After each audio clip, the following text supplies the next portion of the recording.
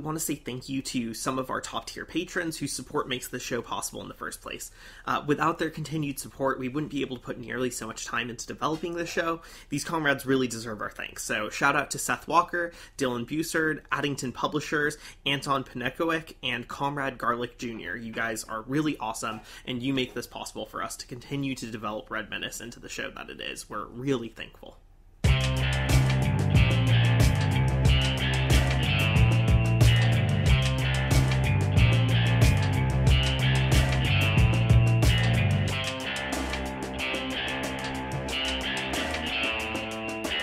Hello everybody, and welcome back to the fourth installment of Red Menace.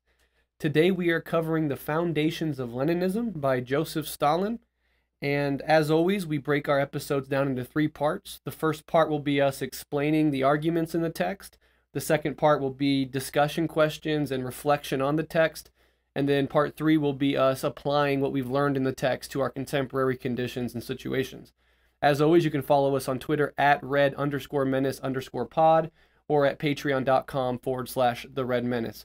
On Patreon is where we field questions. We do a bonus monthly Q&A episode, so people who are following along with the program might have questions about what we discuss in the main episodes.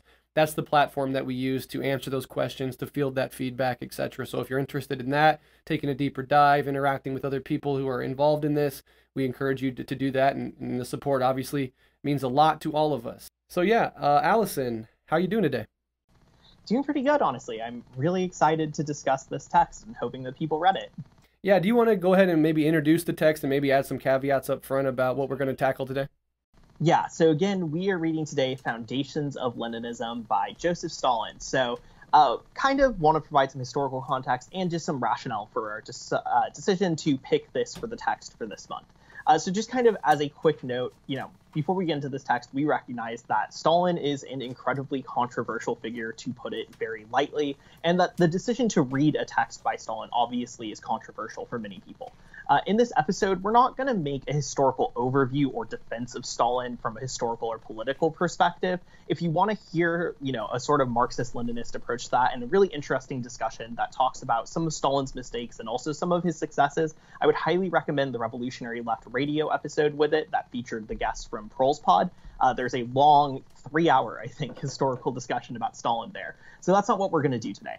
But of course, we just want to recognize that Stalin is absolutely a complex figure who's often either dismissed out of hand as a monster or praised without any real critical interrogation of his work and legacy. And we don't really feel that either of those attitudes are super befitting of a communist. We have to wrestle with Stalin on some level. His impact and his legacy has shaped revolutions throughout the world for quite some time now, and many great revolutionary thinkers who people of all tendencies support often cite Stalin's ideas and his perspectives as highly influential to them. So even if Stalin is someone who you are skeptical of or outright opposed to the legacy of, we would ask that you engage this text in a critical manner and just think about it as any other leftist text, so that you can wrestle with these ideas that have had a huge and massive impact on the global revolutionary socialist movement. And if you can try to do that, we will try to deal with them critically and in an honest way that doesn't take them for granted, but actually interrogates them and treats them serious as ideas that we need to wrestle with.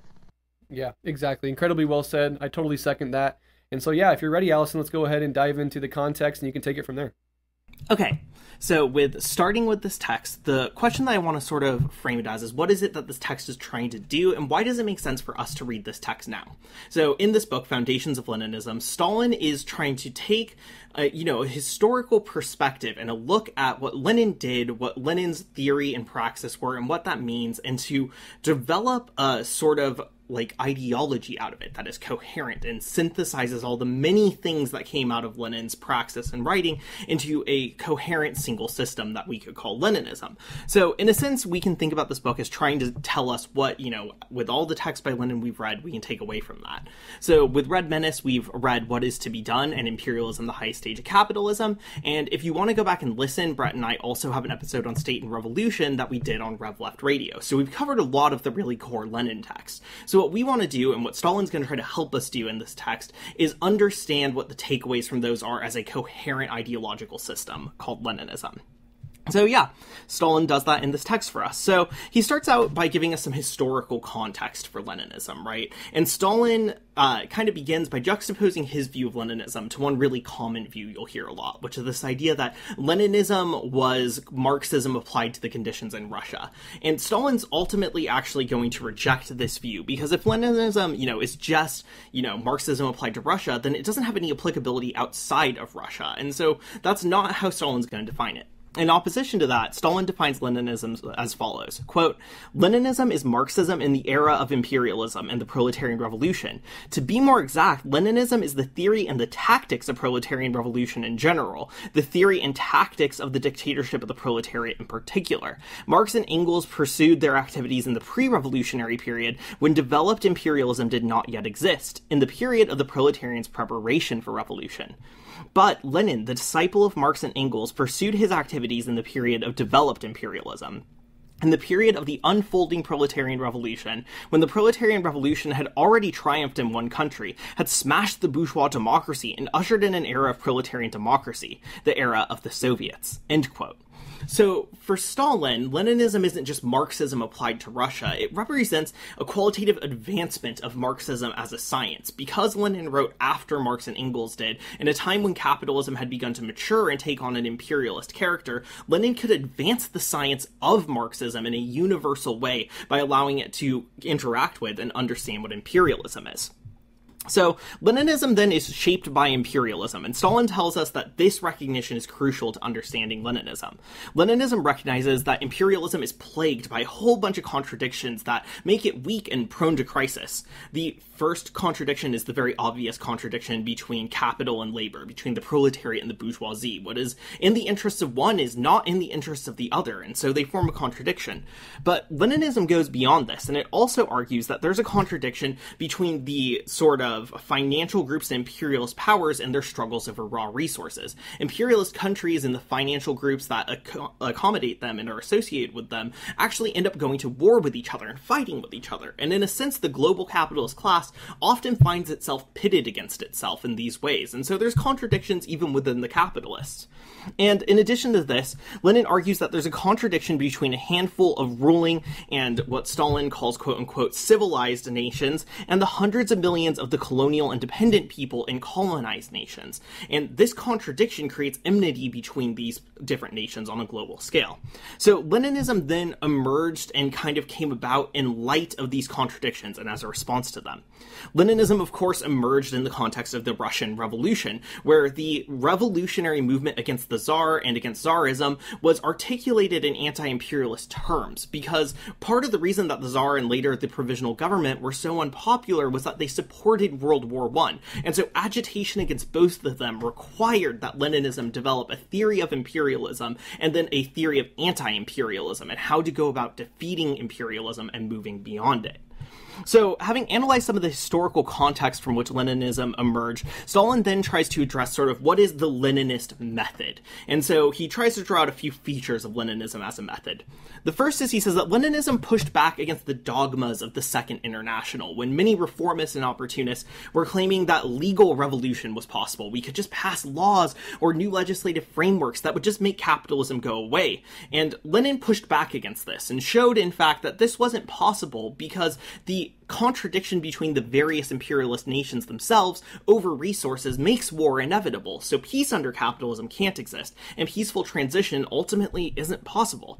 So, in response to this reformism that was so predominant at the time, Lenin tested the theoretical dogmas of the Second International by practicing proletarian revolution in the context of Russia, and showing that in the real world, in the real movements of the proletariat, revolution is possible and is the only way to move beyond capitalism. Leninism then argued that in order to achieve this, the party has to be oriented completely around revolution. Even when you fight for reforms, the end goal that the party's reforms are oriented at is towards making revolution easier. So Leninism orients the party towards revolution, but it also endorses self-criticism within the party, and Stalin says this is very important. Many in the Second International did not like to publicly acknowledge their mistakes and their failures, but what Leninism realized is that self-criticism and the recognition of what we we did wrong, why we did wrong, how we did wrong, and how we'll do better in the future is crucial to developing a scientific socialist praxis that can push forward a revolutionary movement. So, in concrete terms, the application of the method of Leninism, Stalin said, revealed three things. First, it proved that the proletariat do not have to constitute a majority in a given country in order for a proletarian revolution to occur. In Russia, the proletariat were not the majority, and yet a proletarian revolution occurred anyway. Second, it proved that that proletarian power is possible without having trained administrators who worked in the capitalist state. A thing that a lot of the reformists said is, if we don't, get involved in the capitalist states, how will we be trained to administer the new revolutionary society? But what Leninism proved is that you can train cadre through the party, and that even, people who spent their whole lives as workers can be made into administrators of this new state once you've cleared the way for the bourgeois parliament and created a new revolutionary society.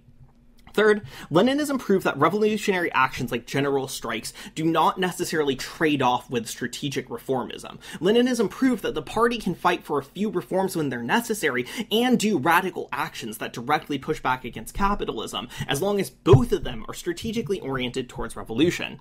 And what's really important for Stalin here is that all of these insights of Leninism are not derived just from theory, but derived from the real practice of the Russian Revolution. They are played out in the laboratory of revolution, not come up with through philosophical concepts or some sort of deductive reasoning. And so the Leninist method produced a Leninist theory through revolutionary struggle. Stalin turns to this concept of Leninism as a theory and says that there's a common misconception that Leninists don't support theory and that we're all about actions. And Stalin says this isn't true. In fact, according to Leninism, you can't have a successful cadre, you can't have a successful party without the most advanced theory possible. And this shouldn't be surprising if you listen to our episode on what is to be done, because what we see there is that Lenin is saying that having theory more than just spontaneity is in fact crucial for a movement to become revolutionary. So Leninism rejects the idea of spontaneous organic movements achieving, consciousness on their own, and instead says that we have to work as a party to develop the correct theories and develop the correct theoretical line. So Leninism rejects spontaneity, and Leninism's sort of theory that it puts forward then has a few different theses that Stalin points out. First, it argues that the primacy in our current state should be given to finance capitalism and imperialism. Sort of domestic capitalism has changed and we moved on to an international scale. Second, it argues that we need to pay specific attention to the increase in capital export, the way countries export capital to other countries. This intensifies crisis in colonial countries because it subjugates them and causes them to want to revolt against imperial core countries, and this creates another weak point within the system of imperialism. And third, the development of imperialist spheres of influence is crucial. Leninism argues that because the imperialists split up the world into different resource spheres, they inevitably clash with each other, and so war becomes inevitable. Previously, many had maintained that revolution could only occur in the most advanced capitalist countries. Even Marx thought this to a certain extent, that you had to have advanced capitalism for proletarian revolution to occur.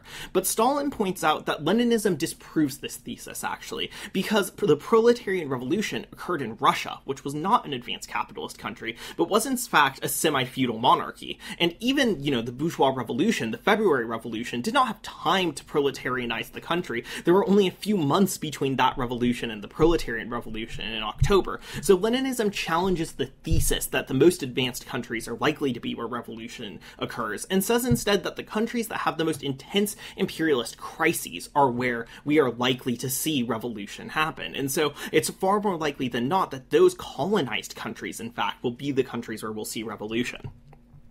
Now, this is made a little bit more clear for Stalin because Lenin recognized that the peasantry could play a revolutionary role. Even though the proletariat didn't play a majority, these non-advanced capitalist countries often had peasantry. And so the goal of the party was to unify the peasantry and the proletariat together in order to form a revolutionary force. This is the original source of the symbolism of the hammer and sickle that we still use to this day to show communism. And so because of this, Stalin argues that it's possible for an individual country to have a proletarian revolution, even if it's not advanced capitalist, and to begin building socialism. Stalin still recognizes that global socialism won't win until that revolution spreads, but socialist development can occur occur, and socialism can really begin to exist in a singular country because of these factors. Now, of course, that country then has an obligation to provide arms, provide tactical, military, and theoretical support for revolutions all over the world, which is exactly what for many years you saw the USSR do. And so that's the theoretical perspective of Leninism, according to Stalin. Yep, absolutely. And then the next chapter Stalin gets into is called The Dictatorship of the Proletariat. Now, Stalin begins this next chapter by laying out the three fundamentals of the dictatorship of the proletariat. The first one is that the DOTP is an instrument of proletarian revolution. The second is that the dictatorship of the proletariat is the rule of the proletariat over the bourgeoisie. And the third fundamental is that Soviet power is the state form of the dictatorship of the proletariat. So, starting with the concept of the DOTP as an instrument, Stalin reminds us of this essential quote from Lenin, quote, "The fundamental question of every revolution is the question of power," end quote, and argues that the seizure of power is only the very beginning of the revolutionary process. The dictatorship of the proletariat is an instrument by which the proletariat crushes counter-revolution, systematically consolidates the achievements of the revolution, and maintains its victory while carrying the revolution as a whole forward. It's important here to note also that Stalin concedes the fact that a revolution which rejects the dictatorship of the proletariat can initially overthrow the bourgeoisie, as we've seen happen on occasion before, but it cannot defend itself properly and crush counter-revolution in the way that the DOTP can, as an instrument or weapon of revolution. Moreover, we've seen this pattern play out numerous times. Movements like the Paris Commune and Catalonia fight admirably to beat back counter-revolution, but find themselves unable to resist the crushing force of said counter-revolution. Sometimes this is merely a matter of time and conditions, but in many instances it is a matter of organizational structure. On the flip side, whatever one's criticisms of Marxist-Leninist movements may be, one thing cannot be denied: they sure have unmatched staying power. And this is why, for example, little Cuba can beat back a whole array of imperialist invasions, sabotage, assassination attempts, and economic warfare from the most powerful nation-state in the world, the United States, and remain undefeated for well over a century now, or half a century now. In any case, the main tasks of the dictatorship of the proletariat in Leninist theory and praxis is 1. To break capital's resistance and prevent the restoration of capital's power. 2. To organize the construction of socialism while rallying working people to the cause, and 3, to arm and organize workers for the inevitable struggle against foreign enemies and imperialism. Stalin then jumps into a quote by Lenin regarding how the newly overthrown bourgeoisie will react to being overthrown. And while I'm reading this quote, think of the Venezuelan opposition and how they are currently behaving, or think of the reactionary Cuban exiles living in Miami, because Lenin is talking about these exact sort of overthrown elites. Lenin says, quote, "The transition from capitalism to communism represents an entire historical epoch. Until this epoch has terminated, the exploiters inevitably cherish the hope of restoration, and this hope is converted into attempts at restoration.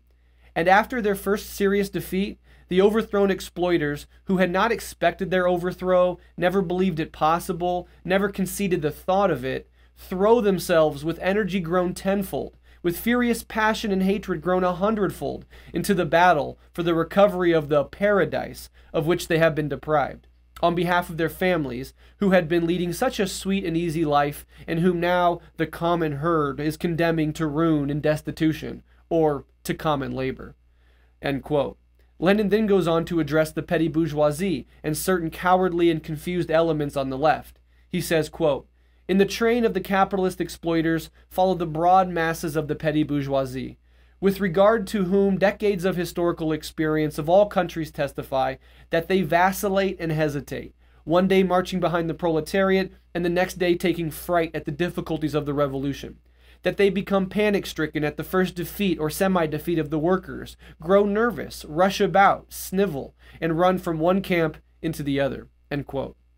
Now, everything Lenin says here not only speaks to the predictive power and understanding of Lenin as a political theorist, but also to a very distinct and obvious pattern in revolution and counter-revolution, a pattern which still persists to this very day. Stalin then goes on to discuss another important aspect of counter-revolution, and that is the fact that, even after the initial overthrow of the bourgeoisie and the implementation of the dictatorship of the proletariat, the bourgeoisie remains stronger than the proletariat for a long period of time. Their strength comes from many variables, but primary among them are their connections to international and multinational capital, the durability of the international connections of the bourgeoisie, their still existing money, property, and innumerable other privileges and societal advantages, their superior experience in war over the centuries, and in their still existing ideological hegemony. This is precisely why in Venezuela, even after 2 decades of the Bolivarian Revolution, and with overwhelming mass support for the democratically elected Maduro government, even among those who have serious problems and disagreements with that government, they are still vulnerable to a coup.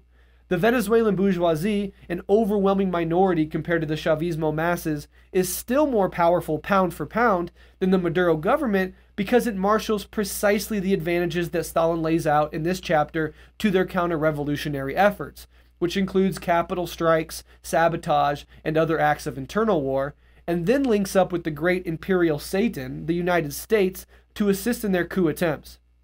After the Russian Revolution in 1917, we also saw over a dozen capitalist imperial nations team up and descend upon the Bolsheviks during the Civil War in a desperate attempt to destroy that movement. In both cases, the odds are enormously stacked against the proletarian movement. The forces of bourgeois counter-revolution are objectively more powerful, and these proletarian movements only survive because of mass support. They only survive because the people, imbued with class consciousness and revolutionary agency from the initial revolution itself, rise up to beat back the invaders and oppressors. Stalin ends this part of the chapter arguing that the dictatorship of the proletariat is the transition from capitalism to communism. It is the form socialism takes if it wants to last any significant period of time. Therefore, according to this logic, socialism is not a fleeting period of super-revolutionary acts and deeds, but rather, quote, an entire historical era replete with civil wars and external conflicts, with persistent organizational work and economic construction, with advances and retreats, victories and defeats, end quote. The second of the 3 fundamentals is the dictatorship of the proletariat as the rule over the now suppressed bourgeoisie. Stalin makes clear that, contrary to the arguments made by opportunists of the time, the dictatorship of the proletariat is not social democracy, right? It's not a mere change of cabinet members or the installation of a workers' party within a bourgeois electoral system. In fact, social democracy as we know it today is what Stalin calls a quote-unquote screen, which capital throws up in difficult times. A sort of defense mechanism which allows it to make some concessions without having to hand over any actual institutional power. They remain, as Stalin says, quote, governments of capital in disguise, end quote. In sharp contrast to this, the dictatorship of the proletariat is a new state, with new organs of power, new sites of institutional force, and new structures of economic architecture, all of which arise out of the ruins of the old state. The state remains a machine by which one class, in this case the proletariat, dominates the other class, but for the first time in history, it's operating in the interest of the masses of working and oppressed peoples, and no longer in the interest of a bourgeois minority. The 2 primary conclusions that Stalin draws from this section is that 1, the dictatorship of the proletariat cannot be complete democracy for all, just like a capitalist democracy can never be a democracy for all. Rather, it is proletarian democracy. It is for working and oppressed classes, and as such is dictatorial against the bourgeoisie. Secondly, the dictatorship of the proletariat cannot arise as the result of a peaceful and organic development of bourgeois society and democracy. It can only arise as the result of the revolutionary rupture from the bourgeois state and its dictatorship, including its army, its bureaucracy, and its police.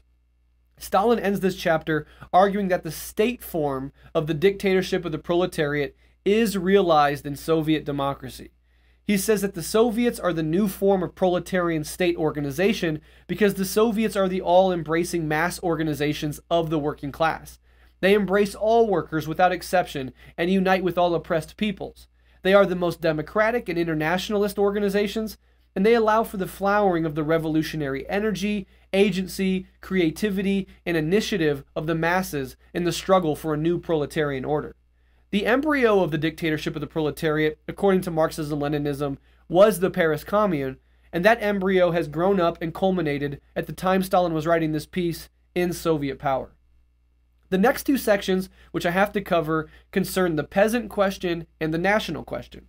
For both relevancy's sake and for brevity's sake, I'm going to gently pass over the peasant question. I'm only going to say that it contains a really interesting Leninist analysis of peasants in Russia before, during, and after the revolution, and argues in favor of the revolutionary potential and of uniting the proletariat with them in their struggle to overthrow the landlords in the countryside, as well as the bourgeoisie in the industrial centers. We can't cover every single argument in every book, as it covers so much ground, but I encourage you to go and read that chapter if you are interested in that question and the history surrounding it. Jumping to the national question, Stalin lays out the history of how the national question was conceived in the Second International, and then juxtaposes that with how the national question is conceived under Leninism. Formerly, under the Second International, the national question was confined to a narrow circle of civilized or European nationalities, like the Irish, the Poles, the Serbs, etc. The principle of self-determination was also misinterpreted to only include certain forms of autonomy, and not genuine freedom in all spheres from colonial and imperial powers. Some in the Second International even insisted that as long as these oppressed nations had quote-unquote cultural autonomy, then it was acceptable to leave political and economic power in the hands of the ruling nations. Moreover, under the chauvinism of the Second International, the national question was seen as a purely legalist question, right? A question about technical legal rights, and not about total liberation from the yoke of imperial domination, and as such was often seen as a question of reform with no real connection whatsoever to the power of capital, to the overthrow of imperialism, or to the connection with proletarian revolution. In short, it was racist, Eurocentric, and liberal in the worst way. To all of these horrible deficiencies, Marxism-Leninism alone rose to challenge and deconstruct them, and by so doing, made the support for struggles of national liberation and self-determination a fundamental pillar of Marxism-Leninism, something that remains foundational to our theory and praxis to this very day. As Stalin writes, quote, Leninism laid bare the crying incongruities of the Second International regarding national liberation, broke down the wall between whites and blacks, between European and Asiatics, between the quote-unquote civilized and quote-unquote uncivilized slaves of imperialism, and thus linked the national question with the question of the colonies. The national question was thereby transformed from a particular and internal state problem into a general and international problem, into a world problem of emancipating the oppressed peoples in the dependent countries and colonies from the yoke of imperialism. Leninism broadened the conception of self-determination, interpreting it as the right of the oppressed peoples of the dependent countries and colonies to complete secession, as the right of nations to independent existence as states. This precluded the possibility of justifying annexations by interpreting the right to self-determination as merely the right to autonomy. Thus, the principle of self-determination itself was transformed from an instrument for deceiving the masses, which it undoubtedly was in the hands of the social chauvinists during the imperialist war, into an instrument for exposing all imperialist aspirations and chauvinist machinations, into an instrument for the political education of the masses in the spirit of internationalism. Stalin goes on. Leninism brought the national question down from the lofty heights of high-sounding declarations to solid ground, and declared that pronouncements about the quote-unquote equality of nations, not backed by the direct support of the proletarian parties for the liberation struggle of the oppressed nations, are meaningless and false. In this way, the question of the oppressed nations became one of supporting the oppressed nations, of rendering real and continuous assistance to them in their struggle against imperialism for real equality of nations, for their independent existence as states. Leninism has proved, and the imperialist war and the revolution in Russia has confirmed, that the national question can be solved only in connection with and on the basis of the proletarian revolution, and that the road to victory of the revolution in the West lies through the revolutionary alliance with the liberation movement of the colonies and dependent countries against imperialism. The national question is a part of the general question of the proletarian revolution, a part of the question of the dictatorship of the proletariat itself." End quote. So it is here where we see, in the very synthesis of Leninism as a distinct tendency, that the concept of national liberation and self-determination of all oppressed peoples was embedded into the very structure of Leninism itself. It is this core understanding of Leninism that has not only made Marxist-Leninists the most consistent and fervent anti-imperialists generally, but has also proven itself to be an unparalleled tool in fighting back against and defeating imperialism on every inhabited continent over the past century. Stalin sums up this part of the chapter by saying, quote, "It is a necessity for the proletariat of the dominant nations to support, resolutely and actively to support, the national liberation movements of the oppressed and dependent peoples." End quote. This also requires, importantly, that we struggle in a stubborn, continuous, and determined fashion against the grotesque chauvinism of so-called socialists of the ruling imperial nations. We do this not just because we support national liberation from imperialism and self-determination of oppressed peoples for their own sake, which we do, but crucially also because these anti-imperialist struggles are an essential component of the fight against global capitalism and the fight for the construction of global socialism. These issues are not separate, but inexorably intertwined. I'll end this entire section by quoting Lenin on this very subject, which I urge all of you to take seriously and reflect on. Lenin says, quote, "The emphasis in the internationalist education of the workers in the oppressing countries must necessarily consist in their advocating and upholding freedom of succession for oppressed countries. Without this, there can be no internationalism. It is our right and duty to treat every social democrat of an oppressing nation who fails to conduct such propaganda as an imperialist and a scoundrel. This is an absolute demand." End quote. Indeed it is. Alyson? Alright, so as Stalin concludes the text in the last 3 chapters, he wants to talk about this idea of strategy and tactics under a Leninist framework, the role of the party under a Leninist framework, and then this interesting concept of the style of work of Leninism, which we won't get too into, but we will touch on briefly. So first, Stalin turns to thinking about tactics and strategy in the context of Leninism, and what he says is that Leninist strategy was developed through the real experiences of the Russian Revolution. So if we want to understand how Leninism thinks about strategy, we need to understand the Russian Revolution and look to it as an example. So he divides the Russian Revolution into 3 different stages. The first stage was from 1903 to February 1917. So this is the time period where you have, post What Is to Be Done, when Lenin's already written that, and the splits within the Russian Democratic Social Labor Party are coming to a head up until the February Revolution in 1917.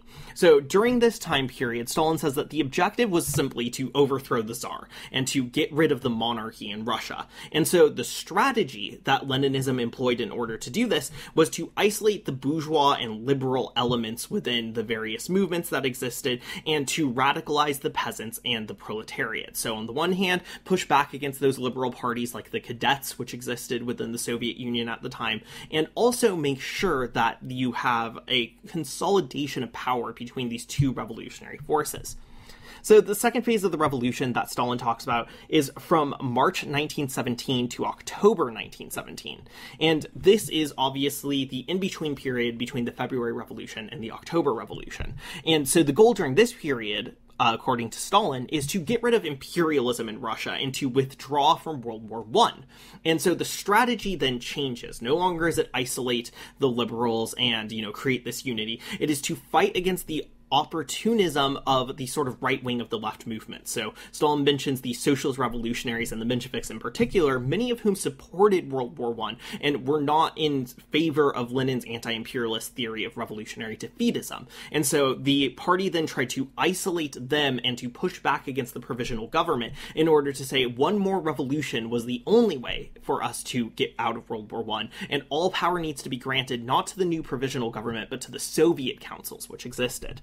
And so the third era of the revolution is basically what occurs after the October Revolution. And Stalin says the goal during this period is to consolidate the dictatorship of the proletariat, so create the dictatorship within Russia, and then use it to influence global politics to get rid of imperialism on a global scale. And so what we can see in all these is that the strategy being employed by the party changes to the conditions. And Stalin thinks this is key. He says that for Leninism, the strategy being used by the party has to follow the ebb and flow of the movement, the real changes that exist in the world around us. And Stalin then makes a differentiation between strategy and tactics. He says strategy is kind of the big picture consideration. What forces do you have? Where do you deploy them? How do you use them? Strategy looks at the world imperialist system and finds the weak links and determines how to use its forces to attack it. Tactics, on the other hand, are the more small-scale day-to-day considerations. What individual struggles are you involved in? Why is it that you're involved in them? How are you engaging in them? And how do they fit towards that broader strategy? And tactics also need to be adaptive. Which struggles you're in will change. Which ones have real revolutionary potential will change, given the changes in the actual movement. And so the goal of the party from the perspective of tactics and strategies, then, is to find the weakest link in imperialism, adequately train and deploy forces in response to those weak links, and to determine the moment when decisive blows must be struck. Revolution is always the end goal, but tactics change, and Stalin says even retreat is sometimes necessary. You need to know when to cut your losses and back out. So the next section of the text, Stalin turns to talking about the party and what the function of the party is in the age of imperialism. So Stalin first argues that because imperialism is a more advanced form of capitalism, it has truly made proletarian revolution possible. So the party has to be oriented towards revolution the whole time. The party cannot be in a preparatory stage, even when it needs to take certain preparations. It has to have its eye on the goal of actual revolution, because imperialism has made it possible. Next, the party cannot be separate or unaccountable to the masses. It has to be made up of workers, and those workers are, of course, brought into its structures, educated, trained, and made into professional revolutionaries. But the party still has to be accountable to them. There has to be internal democracy, which matters. At the same time, this has to be balanced with a level of centralism, Stalin says. It's important that the party is unified towards a single goal of revolution, and that once the party decides on something and decides on a party line, that it's really oriented towards that and has unity. Stalin says that on the one hand, the party has to be grounded in the masses, but it has to raise the masses up to the highest theoretical level possible, such that it's truly the most advanced detachment of the working classes and the masses. So, Stalin next argues that in the age of imperialism, we really need to understand that revolution is war. When revolutions happen, wars happen. The Russian Revolution sparked a civil war, and we've seen this time and time again. And in times of war, while it's important to still maintain democracy, you need hierarchy. So the party has to be hierarchical in order to lead the working class through the wars that revolutions create. The party, Stalin says, is not just the most advanced elements of the working class, but it's also the part that's explicitly organized towards the overthrow of capitalism. It's not just a social space for people to interact with each other. It has a specific purpose and function, and democratic decision-making is always oriented towards that function within the party.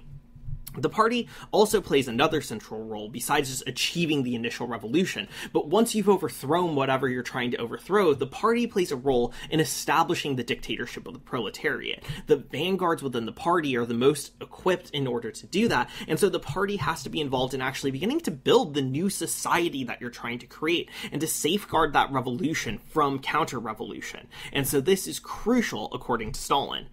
The party also, and this might be more controversial, is not a site where ideological struggles should be hashed out, Stalin says. We can hash those out elsewhere. The party has to have its line and maintain it, and those who can't get down with its line need to leave. And Stalin says that really we can see that this is historically true from what it is that made Leninism stand out in the first place. Leading up to the October Revolution, why is it the masses chose to side overwhelmingly with the Bolsheviks instead of the Mensheviks or the Socialist Revolutionaries? And Stalin says that the real reason is because the Bolsheviks did not allow opportunists to be in their ranks. They did not allow and join formal union with those who supported the imperialist war. Instead, they maintained their line and they broke with people who took that other stance. So when the masses looked to who it was that had always opposed this horribly unpopular war, it was the Bolsheviks being guided by Lenin that they saw as an example. And so Stalin says it is actually important to, while we can have debate and democracy, also stick to your line, because that's what makes you stand out and makes you distinctive to those looking for revolution. And so this is crucial to the Stalinist theory of the party. So the last section, and this is a very strange section that Stalin talks about, is this idea of the style of work of Leninism. And so Stalin says there's two components to this. The first is sort of a Russian revolutionary attitude. Leninism has a sort of disdain for that which has a lot of momentum behind it and is sedimented and is traditional. It wants to throw that away in many cases and argue that tradition may not be the most effective thing. Inherited knowledge may not be the best option for us. And so it wants to push back against the idea that because something has always been a certain way, it has to continue to be that way. Now, the problem with this attitude Stalin acknowledges is that it can lead to ultra-leftism. We can end up throwing everything away, even the forms of hierarchy and discipline that are useful for us. And so Stalin says that this Russian revolutionary attitude is balanced by what he calls an American efficiency. Leninism has what Stalin sees as sort of that, archetypal American attitude of get something done. When you set out to do a task, you're going to do it. But Stalin says, of course, that attitude, often in the context of American politics, we see this all the time, falls into compromise. Practicality becomes a reason to take the easiest way out instead of actually pursuing a revolutionary line.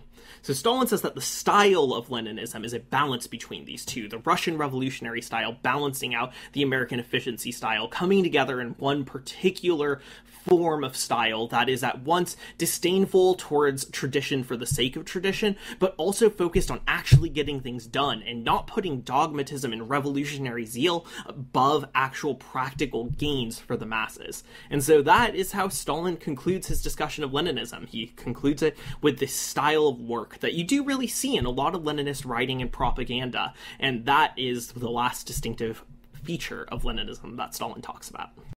Okay, and to start off section 2, I will ask the first question. I think we have one more question than usual here, but I think there's a lot to discuss because there's so much covered in this text. So my first question to Alyson is, in this book, Stalin praises the Soviets and emphasizes their absolutely essential and foundational role in the new proletarian order. However, due to the horrific pressures of a world war and a civil war, Soviet democracy, as envisioned in this text, was ultimately rolled back to some degree, and in its place arose a more rigid and bureaucratic structure, which increasingly became a weakness for the Soviet Union over the decades. Many non-Leninists point to this as so-called proof that Marxism-Leninism is authoritarian, inherently bureaucratic, and not really interested in working-class rule. How should we think about these historical events as MLs today, especially given how much Stalin praises them in this work, and to what degree should we value worker councils as essential components of proletarian democracy? Awesome. Okay, so this is a really good question. And I think that there are two levels to this. So first is sort of how do we assess these as MLs today? I think that it's very important that as Marxist-Leninists, we are not dogmatists, right? We don't have to defend everything that happened in the Soviet Union. And in fact, we can be really critical of some parts of it in order to learn from what happened. So I think it is worth recognizing that, yeah, a lot of things did not play out very well in terms of how the party ossified and bureaucracy was established. And I think right off the bat, we can recognize that after Stalin, once you saw these successive revisionist leaders come into power, they often very frequently use that ossified and bureaucratized party structure in order to push an opportunist line. So there are things that failed from the rigid and bureaucratic structures which took place and the move towards more centralization, where after a leader like Stalin was gone, you could have revisionists like Khrushchev who could push these more right-wing opportunist politics that moved the Soviet Union in many ways away from the revolutionary course it was taking. So I think that as MLs today, we should assess these things by being honest that there were failures that came out of them and that there are problems that are associated with it. Now, at the same time, I do not think that these problems mean that Marxism-Leninism itself is somehow wrong, or that these act as some sort of gotcha trump card against Marxism-Leninism. Obviously, we can separate the things that went wrong from the method that got us there, and in fact, Marxism-Leninism allows us to look in retrospect and see what happened and apply the theories and the methods that we have to recognize the mistakes that were made and correct into the future. Marxism-Leninism cannot and should not mean just endlessly repeating the same thing over and over again. That would be ridiculous, and I don't think anyone honestly believes in that. So I don't think this means that Marxism-Leninism is irrelevant. So for the question of worker democracy and Soviet democracy and councils, I think that, yeah, we can see that there were successes that existed with those, and that it is important to have workers' councils. I think that, from my perspective, those are an invaluable way of making sure that the party is accountable, and that, as we've moved further away from the Bolshevik Revolution, we've thought about other models and experimented with them. So I think that they are crucial and that Stalin is right to praise them. At the same time, obviously, the USSR moved away from this, and we have to recognize the conditions that moved it away. And again, Breht, you already kind of got at this, right? Civil war and just the weight of the counter-revolution sort of forced us in the opposite direction and forced the party to become more rigid, hierarchical, and maybe non-democratic, even towards those worker organs. So we should recognize that there were real material material conditions that were being adapted to, while recognizing that maybe perhaps over-adaptation happened and things should not have gone as intensely as they did. Again, even in the context of the purges, Stalin would go on to say that the purges went too far in many ways and have to make statements calling for the purges to slow down. So there were excesses that took place and that had bad results for the path towards socialism, but we can simultaneously recognize those excesses and recognize that they were a real response to conditions that need to be responded to, not some, maniacal attempt to establish authoritarianism or statism or totalitarianism, but were in fact comrades struggling against counter-revolution as best as they could and not always making the best decisions. Yeah, and I always think of just how daunting, that task was. This is the first successful proletarian revolution, right? Aside from the Paris Commune, which was crushed relatively quickly, the Bolshevik Revolution was really the first, unprecedented in history, successful proletarian revolution that got so far in their class struggle that they were actually able to come across some of these problems. But of course, you're talking about not only one world war, but two world wars. You're talking about a brutal civil war in between. And then after that, you're talking about decades of Cold War, where the United States had, untold numbers of nuclear bombs, literally willing to destroy the fucking planet if the Bolsheviks were, expanding or becoming more successful or anything like that. So under those conditions, it's easy to sit back with hindsight and make these critiques from an armchair. And that's an impulse that a lot of people fall victim to. But I think the more interesting and the more mature response is, how can we understand, what did happen in relation to the immense pressures and the unprecedented nature of what our comrades in the past here were trying to do? And I think that goes a long way into blunting some of these more absurd edges where they say, Marxist-Leninism is inherently bureaucratic because this happened and that happened. And then, of course, like a little parable that I like to tell, not really a parable, but a little anecdote, is like the idea of the Bolsheviks letting workers control their own factories.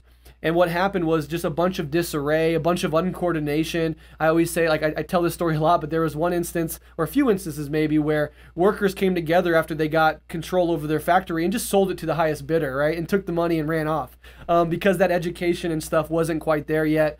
And so what happened was the Bolsheviks had to nationalize a lot of those industries and those factories.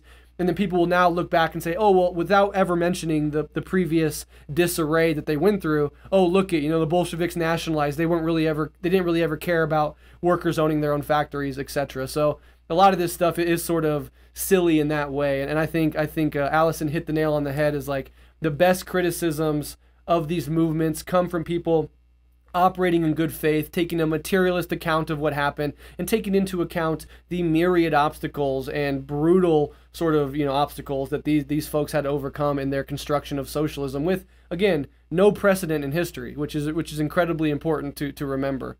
So yeah, it was a time of experimentation, and they did, their best. And of course, you can wag your finger at certain decisions, but it's a lot harder to actually be in the crucible of that situation and having to make decisions between an array of decisions. All of them are bad or less favorable than you'd want, but you have to choose and you have to move forward. And I think, that's also reflected in this piece by when Stalin talks about the need for sometimes tactical retreats. The NEP was an example of this. And I think that's important to have that experimental, open-ended nature to trying to do this stuff, because you're never going to take a bunch of ideas and then put them into practice perfectly. It's always going to come with a bunch of obstacles and new problems that you never anticipated. And that's sort of the history of proletarian movements broadly. But Marxist-Leninists, for all their flaws and failures, have been able to take that shit further than I think any other tendency really has. And that's important. I tweeted out something the other day, is like, say whatever you want about Marxist-Leninist movements historically. They did three things really well. They killed Nazis, they defeated imperialists, and they suppressed the bourgeoisie. And those, those rank pretty damn high on my how to build and defend socialism list. And so people should also take that into account, not only harp on their failures and flaws and mistakes, but also on all the amazing shit that they were able to achieve, with no precedent in history. So Yeah, no, absolutely. And I think, really emphasizing that point that you hit on, I'm like, this was the first massive proletarian revolution, right? It's kind of silly to expect it to go perfect, you know? And I think oftentimes we forget that the time frame on which revolutionary transition occurs is huge. The transition from feudalism to capitalism wasn't over 100 years, right? It was over multiple centuries of development, various revolutions, various changes, and, even the early bourgeois class learning along the way what worked. And I don't think that, we can expect socialism to be any different. Exactly. Awesome. So that leads into the question that I had, which I'll just get right into, which is, so Stalin explains that, sort of the changes in capitalism after Marx and Engels' death meant that Marxist theory could be further developed by a later figure such as Lenin. So my question, and I think this fits with what we were just talking about, is, have the changes in the 94 years since Lenin's death meant that Marxism has to be, or perhaps already has been, further developed? What would that look like? And, is there more that we need to do to move beyond Leninism, even, given the changes that have happened now? Okay, so there's a few different angles from which to approach and address this question, right? So first, we must understand that Marxism, like any science, is always in a state of evolution, is always encountering new data, and is inherently open-ended. But what allows for the development of the science of Marxism to create a new ruptural breakthrough in the science is not just the development of capitalism itself, which again is always developing, but the confrontation of it in the form of world historical revolutions, which develop, importantly, the understanding of how to combat capitalism through practice. It wasn't just the development of new theories that made Marxism evolve into what we now know as Marxism-Leninism, but rather the development of these new theories in conjunction with the testing of these theories in the actual process of proletarian revolution and socialist construction. Anyone can sit back and come up with ideas, but the ultimate worth of those ideas is their actual efficacy in practice. Everything we know as Marxism-Leninism today did not just come out from the ideas of Lenin, that would be absurd, but rather in the class struggle that gave rise to those ideas and the subsequent testing of those ideas against the buzzsaw of real-world revolution. In the Bolshevik Revolution and in the decades of the Soviet Union which followed, the class struggle was taken to a new, unprecedented level in human history. And then those strategies were replicated in numerous revolutions all over the world since then, providing more and more evidence for their efficacy. The only development beyond the Russian Revolution that is comparable in its world historical scope, and thus its ability to generate universal truths, is the Chinese Revolution under the leadership of the Chinese Communist Party and Mao Zedong. This is where the debate between MLs and MLMs begins in earnest, as MLMs believe that throughout the process of the Chinese Revolution, the previous limitations hit by the Soviet Union were grappled with, some of them were solved, and the class struggle was elevated to a newer level, and then synthesized into what we now know as Marxism, Leninism, Maoism. On this particular debate, I'm still struggling myself to find my position. In some sense, I do believe that the Chinese Revolution took the class struggle to a new level, and by so doing, gave rise to new solutions to the limitations of the Soviet Union, unleashed the masses, and imbued them with revolutionary agency in a pretty new and unique way, and took the idea of cultural revolution to the experimental realm in an unprecedented way. Some MLs will argue that everything achieved in that revolution can be laid at the feet of Marxism-Leninism, and as such does not constitute a wholly new and ruptural development in the science of Marxism, while MLMs will argue that it most certainly does. Again, I remain sort of agnostic on this question, and am still studying it, and I have criticisms of Marxism-Leninism that do align with MLM and vice versa, but that is the primary debate within Marxism around this question and concept. Lastly, I will say that while we still firmly live in the age of imperialism, which Lenin called the highest stage of capitalism, we do have new challenges. I do not think these challenges displace Leninism or represent an entirely new stage in capitalism, but I do think both the neoliberal era and climate change are new developments in our conditions and in the operations of a more developed capitalism that we have to account for. It's a capitalism in its death throes, a late capitalism. A capitalism that has hit its terrestrial limitations and has turned back around on itself, devouring and spoiling the very environmental context which it, and everything human, is ultimately premised on. But we are still in the age of imperialism. There can be no new stage above and beyond that, and as such, we now truly face the infamous dilemma, socialism or barbarism, communism or extinction. So, what are your thoughts? Yeah, so I think a few things. So yeah, I think on the question of the Chinese Revolution, regardless of whether or not we understand that revolution to have established a rupture which has created a whole new synthesis of MLM, there are definitely things that, yeah, we have learned from it. And I think that even from a Marxist-Leninist perspective, it's possible to look at things like the mass line and really the way that the Chinese Revolution experimented with forms of grounding the party itself in the masses and holding the party accountable to the masses in ways that maybe didn't succeed so well in the Soviet Union that are important examples of how, Marxism-Leninism can move beyond some of the limitations that happened in the USSR and, adapt itself. And again, that adaptation is exactly what Stalin is talking about as central to Leninist theory. It's the ability to go with the ebb and flow of what works and is what has changed. So I think you can look at the Chinese Revolution that way. And I think on the last point that you made about climate change, very much climate change represents this new crises that we have to, come up against. But I really like that you point out that that doesn't mean that we are no longer in the age of imperialism, right? Because in a real way, you cannot separate climate change from imperialism. Aside from the fact that the imperialist militaries at the imperial core are major contributors to climate change, there's also the fact that a lot of the resources and the forms of industry that imperialists are fighting over are what are fueling climate change in the first place. So even though climate change does pose sort of this new thing that we have to adapt our strategy to, and that arguably I think is really one of the most pressing things for Marxists to begin to strategize around, it's still part of imperialism, and it really is imperialism as that sort of decaying, death-like capitalism just reaching its most intense and horrifying peaks. Yeah, exactly. And the whole idea of is this a new stage of capitalism? If capitalism survives 20 years or 200 more years, it will always be the imperialist stage, right? Like capitalism develops to that point, and then it just devours and just dominates and devours and dominates. So no matter how long capitalism lasts, I don't think there's a higher stage than the imperial stage. It just is that sort of brutality and domination endlessly until we topple this fucking system before it topples us. Okay, let's go to the next question. So in the chapter titled The National Question, Stalin makes a distinction between revolutionary and reactionary national movements. He cites historical examples from his own time, but understanding those examples requires a really robust understanding of history.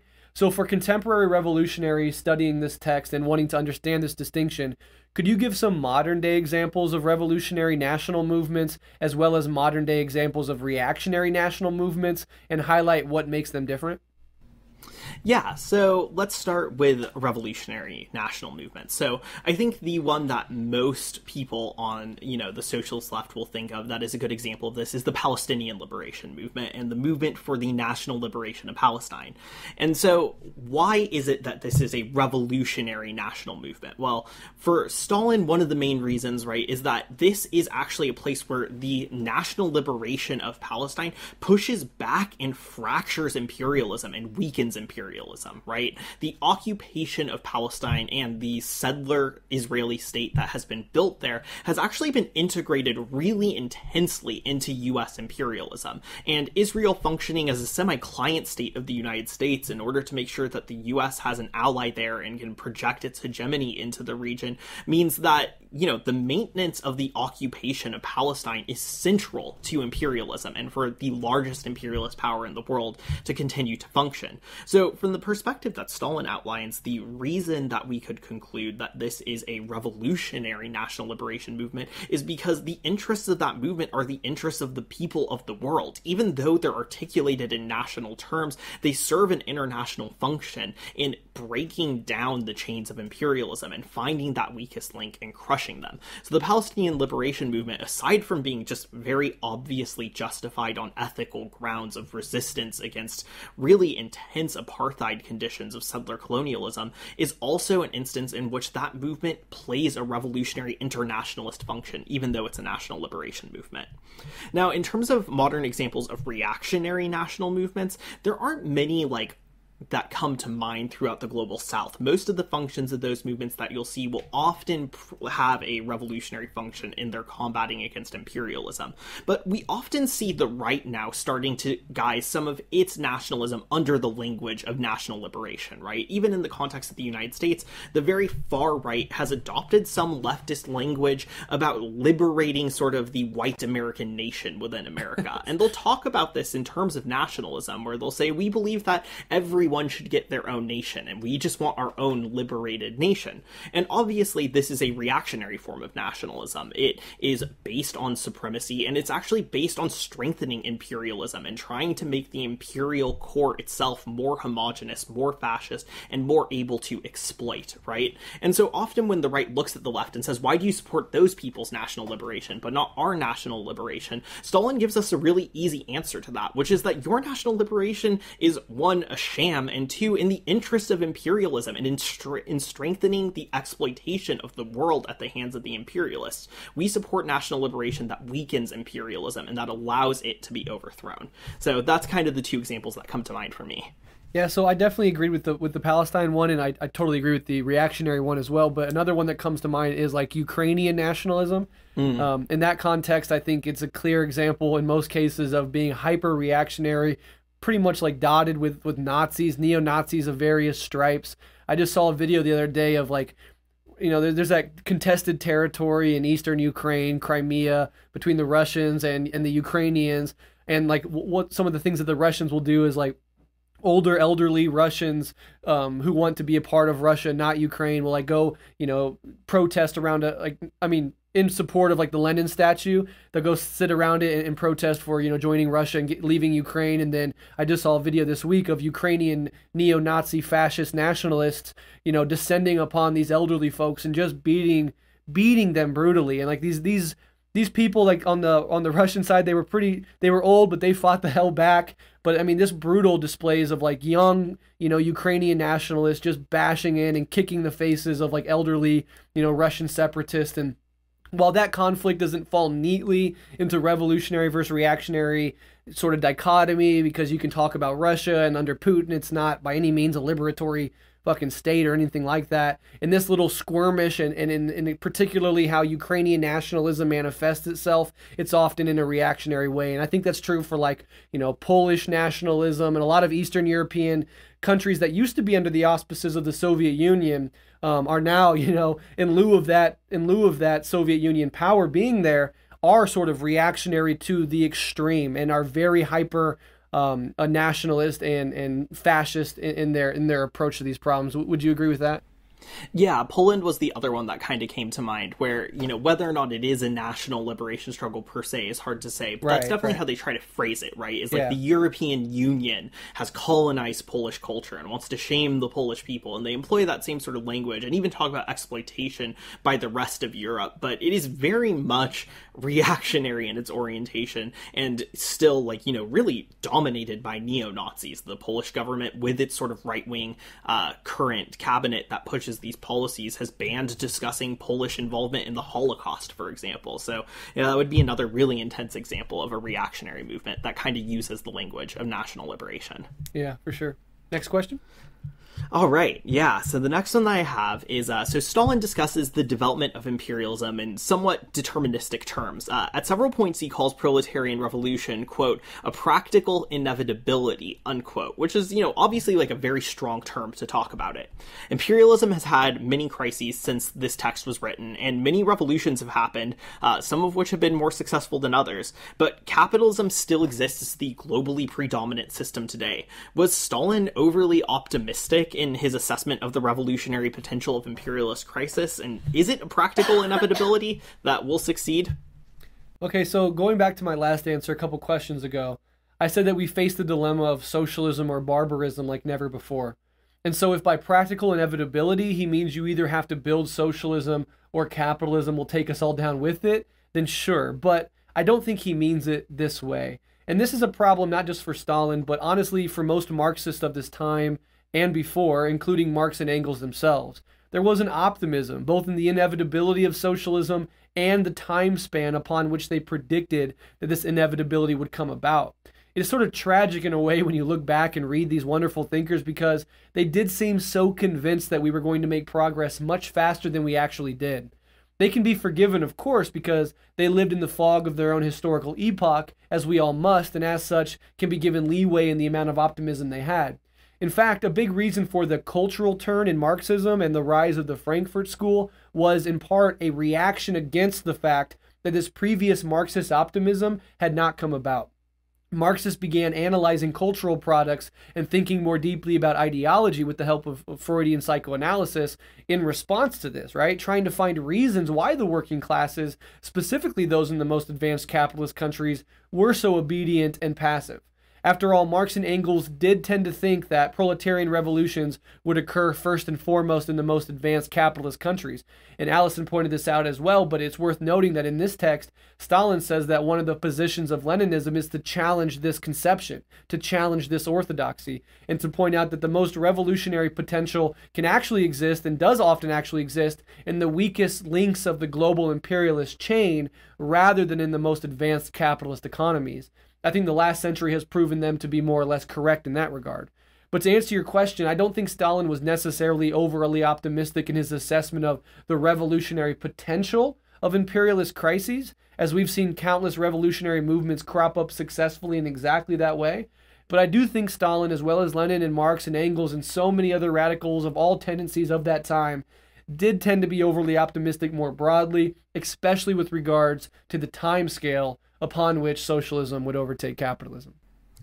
Yeah, I think I agree with that very much. I mean, I agree that there is something tragic about going back to those texts and really seeing the optimism and just the firm belief that, things would work out in this way. And I think one thing that, I really like is that you're emphasizing that, yeah, sort of the cultural turn was recognizing that maybe ideology played a larger part. Maybe there were more things going on holding back revolution than just, the sort of more crass material aspects of it. And I think that's a good way to contextualize that. But I also think that, oftentimes Marxists underestimate just capitalism's own ability to adapt and to change, right? And so one thing that's nice about Leninism is that it recognized that imperialist development, was a change. Something really shifted from the national bourgeoisie and their industry being the primary drivers to the actual financial capitalists being the primary drivers of capitalism. And, in the time since Stalin wrote, like you mentioned previously, we saw neoliberalism. We saw a whole bunch of changes to how capitalism functioned internationally, and went about even mediating some of the disputes that arise from imperialism through things like international institutions like the UN or the International Criminal Court, or even organizations like NATO. So absolutely, capitalism is just constantly adapting in these ways. And that optimism, I think, often misses the fact that while we are adaptive in our strategy and we, change according to what is necessary, capitalists also do the same thing. Yeah. And something that was kind of unforeseen at this time was the post-World War II economic boom and the post-war Keynesianism that the West implemented. That was an adaptive technique, and they had more resources, especially in the U.S. after Europe was laying in ruins. The U.S. really jumped to superpower status in the wake of that, and those are things that you just really can't predict and see happening, and it's really hard to look past the fog of your own historical epoch and see that. But if you want to talk about tragic, going back and reading things that will make you sad, there was a time capsule that the Soviet Union put together where just regular citizens threw in their messages to a century forward, the future, right after, in the years right after the Bolsheviks won the Civil War, and they were building socialism and things were at their most optimistic. Go back and read what the Soviet citizens thought we would be at in 2015, 2016, 2017, and that will fucking break your heart. So yeah, that's a long strain of being overly optimistic and underestimating, as Alyson said, the ability for capital to adapt to different conditions. But at some point, that luck does run out, and climate change, I think, is the ultimate sort of limitation on capital's ability to adapt, because climate change challenges the very core, the very premise of capitalist accumulation in the capitalist mode of production. So I think we've seen that era of unexpected booms that capitalism has been able to take advantage of. That's rapidly disappearing, and I think we're entering a period where those are going to be less and less common and eventually be squashed out altogether and just sort of push us into this horrific barbarism, Okay, last question. And this is an extra question. We usually ask two each, but I think this is kind of interesting and is worth talking about. So what is Marxism without Leninism? What does Marxism look like today in those Marxist circles who outright reject Leninism? And how does that add or subtract, in your opinion, from the efficacy and necessity of Marxism-Leninism? Sure. So, okay, a few examples come to mind. It's kind of tricky. But so the first example is there are some anarchists, right, who consider themselves Marxists and who want to read Marxism as having an anti-state bent to it, and even maybe interpreting Marx's writings about the dictatorship of the proletariat in terms that Lenin absolutely wouldn't, right? So there certainly are anarchists who call themselves Marxists and who center class struggle very clearly and make maybe what we could say is sort of more of a revisionist reading of how Marx talks about the dictatorship of the proletariat. You'll see this with a lot of anarchists who will point to sort of the Paris Commune and say the Paris Commune was actually kind of a libertarian structure that didn't have a lot of the features that Lenin says would be part of the dictatorship of the proletariat. So that's maybe one approach to Marxism that isn't Leninism. And I think that, you know, there are some limits that come from that. I think, like you mentioned in your sort of section in the outline, you know, Stalin says, like, sure, okay, you can gut that part of the dictatorship of the proletariat and still probably have a successful revolution, right? You could probably still get a overthrow of a government to occur. But the problem is what comes after that. How are you going to consolidate power and maintain power and make sure that that's not all immediately undone? And that's sort of where I see the limit to that strategy existing. The other thing is oftentimes the anarchists who read Marx in that way also reject Lenin's ideas on the party and sort of are more interested in spontaneity and sort of organic development of movements. And so there is a sense in which that kind of Marxism can kind of fall back into economism a little bit and can get back into the worship of spontaneity and just doing union struggle activism. Some anarchists who are sympathetic to Marxism, you know, focus on syndicalism as the thing that will move everything forward, and the union struggle will do it all. But I think, you know, the real problem there is that absent party organizing towards revolution, you know, Lenin, I think, is correct that that kind of work can't create anything more than trade union consciousness. So that would be one kind. The other example I would say of like Marxism that rejects Leninism would be certain forms of left communism. Obviously, there are some left communists who are interested in Lenin, but then not interested in Stalin after him. But there are definitely those left communists who are not interested in Lenin at all and, you know, see themselves more as this sort of council communist movement that just wants to establish worker councils.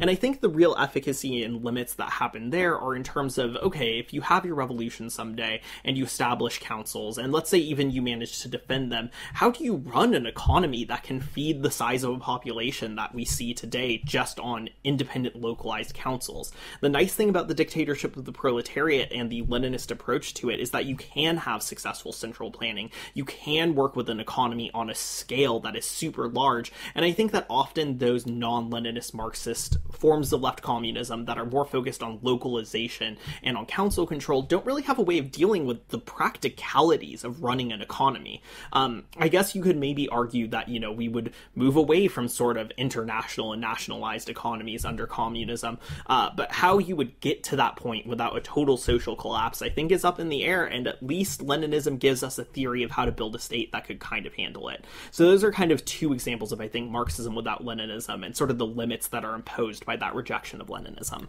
Yeah, and I guess I would add a third just hearing you talk, and that is what we like sort of sometimes call academic Marxism, right? Marxism that sort of takes, like, basically kind of picks and chooses what aspects of Marxism it wants to run with and sort of is utterly detached from actual class struggle and sort of sits up in the ivory tower and, you know, promotes a sort of eclectic form of Marxism. I think we see that a lot. In fact, I think your absolutely wonderful article in arguing against the solidarity economy, which we're going to read on Rev Left pretty soon. I think it gets at this idea, right? The person that you were criticizing sort of takes a couple quotes from Marx, extracts it from the overall canon of Marxism, and then like picks apart a little piece of it and does that thing that we're sort of trained to do in academia. And I know both you and I had this training in philosophy specifically, where, you know, you take an argument and then you just see how you can develop it or break it down in its own right, but it is always sort of disconnected from a broader web of action and in a sort of theoretical outlook.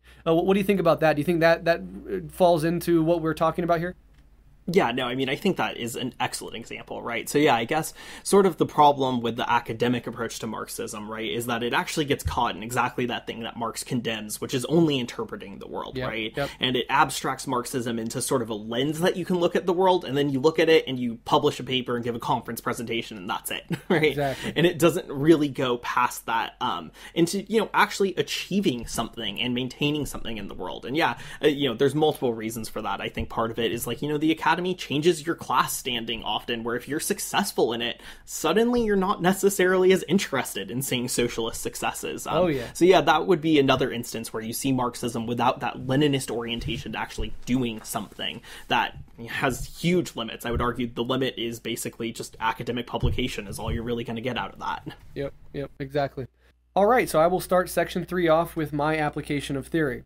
So what I take out of this text, as I take out of Marxism, Leninism broadly, is the unmatched focus on liberating oppressed peoples everywhere and on the anti-imperialism, which is the foundation for that liberation. Stalin really sums up just how crucial this is to the revolutionary proletariat project throughout the book, but especially in the chapter on the national question.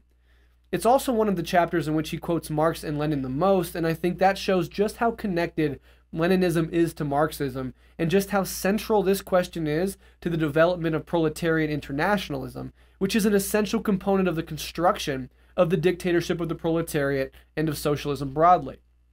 Lenin, in his work on imperialism, which we covered 2 months ago, systematically shows how imperialism is not a separate thing from capitalism. It is capitalism at a certain point in its development. Stalin then correctly synthesized that into a core feature of Marxism-Leninism. In fact, he says in the opening chapters of the book, which Alyson said earlier in this episode, that, quote, Leninism is Marxism in the era of imperialism and the proletarian revolution. To be more exact, Leninism is the theory and tactics of the proletarian revolution in general, and the theory and tactics of the dictatorship of the proletariat in particular, end quote.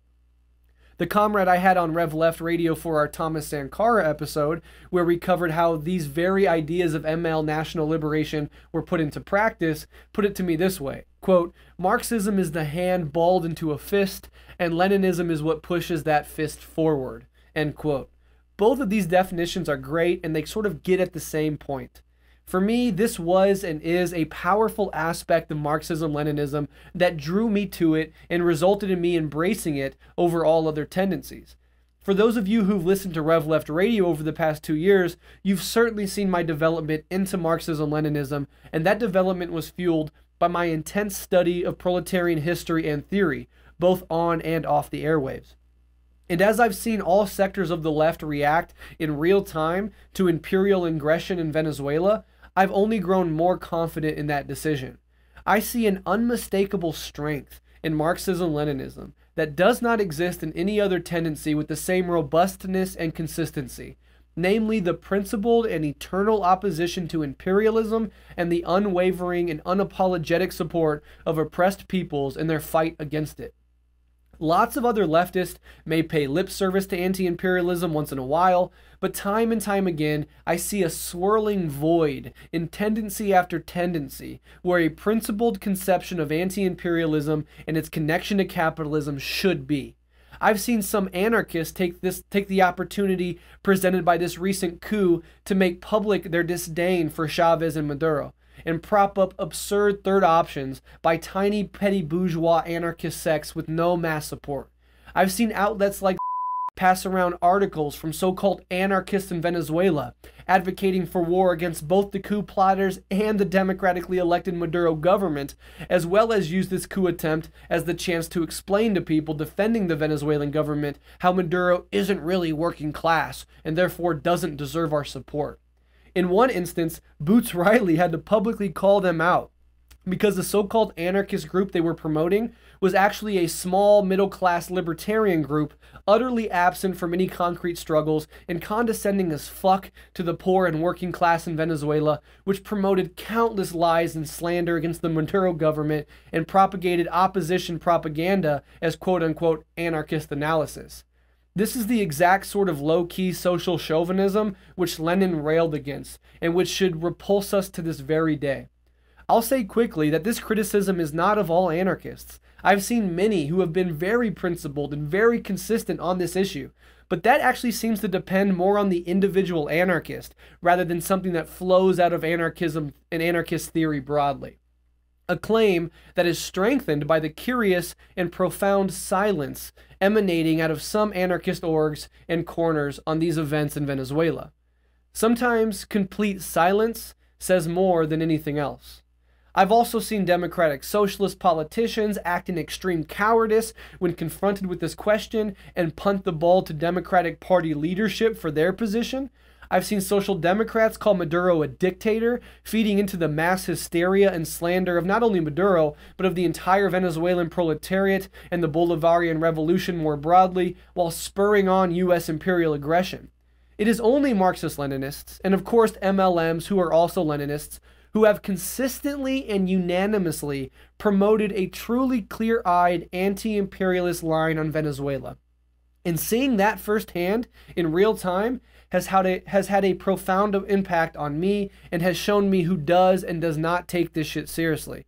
It's shown me who does and does not give a fuck about our comrades in the global south. And for me, that level of social chauvinism is a make or break deal. And none of this is a mistake. This is not a coincidence. Anti-imperialism is built into the very fabric of Marxist-Leninist theory, analysis, and praxis in a way that it just isn't in other tendencies. Proletarian internationalism is not just a buzzword we use. It's not just an empty slogan. It's a crucial and inseparable part of our tradition and our politics, and the anti-imperialist struggle is synonymous with the anti-capitalist struggle. We would do well to understand that, and this text, among many others in our tradition, teaches and encourages us to do just that. Alyson? Awesome. Yeah, and I mean, what I want to focus on, I think, is the same thing. It is this anti-imperialist focus that is really crucial in Marxism-Leninism, and that has practical applications for what we do today and needs to be considered. I think, for one thing, I really agree with what Stalin says in this text, that it is not guaranteed that revolution will happen in the most advanced capitalist countries. And in fact, those colonized countries where revolt against occupation is just so central to politics can be the place where the chain is weakest and can be broken. And so given that insight, and given the fact that Russia, again, was not an advanced capitalist country, that has to change our framework of how we organize in the United States. In the US, I think often our socialist and revolutionary movement falls into a kind of narcissistic Amerocentrism that is sort of, all over American culture. We think we're the most important ones, and we think that we are going to be the vanguard leading the world revolution. But if Stalin's insights are correct, that's not necessarily the case. We have a role to play, obviously, and it is an incredibly important role to be fighting from within the belly of the beast, but the simple fact of the matter is that the chain is often weakest in other parts of the world. The concept of labor aristocracy that is central to a lot of Leninist analysis, I think, holds true in the US. Huge amount of the working masses here have bought into American supremacy and American imperialism and see it as something to support. And our job is to fight against that and to push back against that. And that requires standing in solidarity with those struggling in countries that don't necessarily have advanced capitalism, and showing people here in America why their interests are inherently bound up with the interests of those struggling against imperialism and struggling for national liberation against imperialist regimes. We have to build those connections and make those links and push back against the ideology that convinces many American workers that what's in the interest of the imperialist murder machine is also in their interest. That's absolutely key. But in addition to that, it means that we need to be doing organizing work here in the United States that actually pushes back against imperialism when crises happen. One thing that's playing out right now as we're recording this is the occupation of the Venezuelan embassy by embassy protectors who are making sure that the opposition in the United States cannot take over the embassy and put their fake faux ambassador in it who's backed by the opposition. And I think this is crucial. This is actually interrupting the ability of the opposition to function and have a space to maintain relations with the American state backing the coup. These people who are in this embassy occupying it, these comrades are a testament to the fact that trained cadre can interrupt these crises as they emerge, and from within the United States can push back against imperialist development and really complicate things. Their they're facing intense forms of violence, attacks by the opposition right now, being denied food, being under siege, but they are still doing the right thing by linking the struggle for socialism here and now to anti-imperialism, actually taking concrete action that disrupts these movements of imperialism. And so I think that this text can show us how central and how crucial that kind of action in organizing is, and how it's something that needs to be at the core of what those of us in the United States are doing. And this also means that we need to recognize the importance of national liberation struggles in the global south. And unfortunately, as Breht has touched on, this is controversial for some reason within the American socialist movement. There are people here who just call themselves anti-nationalist broadly and then lump in national liberation movements with right-wing nationalist and white nationalist politics, even though the material role that they play in global capitalism is obviously different on every level. And this needs to be pushed back against. We need to understand the way that national liberation movements can be internationalist, can undermine how imperialism functions, and we need to stand in solidarity with those movements in every possible way we can. And the final point that I want to point to is that we also need to think about national liberation within the United States. Because quite frankly, the United States is a settler colony. It is founded on settler colonial violence and the subjugation of internal nations and people who were here before us or who were brought here forcibly through slavery. Again, as we talked about in our last episode, during a point when I think the Communist Party USA had a much better line on things, there was a focus on black nationalism and black self-determination within the United States as a national liberation struggle. And this is something that I think we need to get back to and recognize that internal nations here within the US deserve the right to self-determination and to the establishment of autonomy in the exact way that Stalin talks about in this text. But furthermore, this is why we need to support decolonization struggles, right? The United States government that is here is an occupying force. It is a settler colonial entity that has stolen this land and occupied it. And we cannot uphold Marxism without upholding the right to self-determination for the native people of this continent who were here already and who have been fighting for hundreds of years through occupation and continue to fight for autonomy and survival. And so we need to apply the national question to that context as well and recognize that the struggles for decolonization and for black self-determination within the US fall under the scope of what Stalin talks about with national liberation and are crucial points for the American revolutionary movement to be lining up with and lending support to. Absolutely. Incredibly well said, comrade. And that will wrap up our 4th episode of Red Menace.